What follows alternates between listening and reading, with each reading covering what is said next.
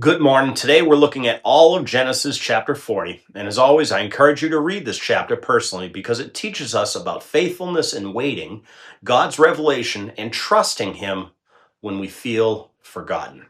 In verses 1 through 4, Joseph is still in prison, and two officials from Pharaoh's court, the chief butler and the chief baker, are placed there as well. Even in prison, Joseph is given responsibility to care for them. This is important. Joseph remains faithful in a place that feels like a setback. He does not stop serving just because his circumstances seem difficult. In verses 5 through 8, both men have dreams on the same night, and they are troubled because no one can interpret them. Joseph responds with a powerful statement. Do not interpretations belong to God?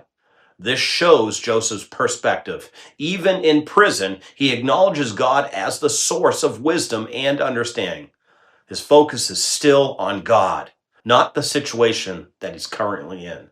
In verses 9 through 15, the butler shares his dream, and Joseph interprets it, explaining that the butler will be restored to his position in 3 days. Joseph then makes a personal request. He asks the butler to remember him when he is restored and mention him to Pharaoh so he can be brought out of prison. This shows that Joseph is human. He desires relief and hopes for change. In verses 16 through 19, the baker shares his dream, and Joseph interprets it honestly, even though the message is difficult to give. The baker will be executed in 3 days. Joseph does not change the message to make it easier or make him feel better. He speaks truthfully, showing integrity in delivering what God has revealed to him. In verses 20 through 22, both interpretations come true exactly as Joseph said. The butler is restored and the baker is executed. God's word proves true, confirming that the interpretations came from him, God himself.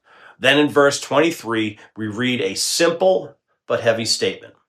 The chief butler did not remember Joseph, but forgot about him. After everything Joseph had done, he is left in prison.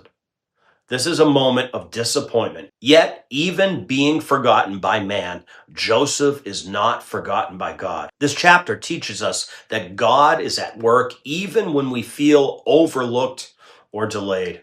Joseph remains faithful, continues serving, and honors God even when nothing seems to change.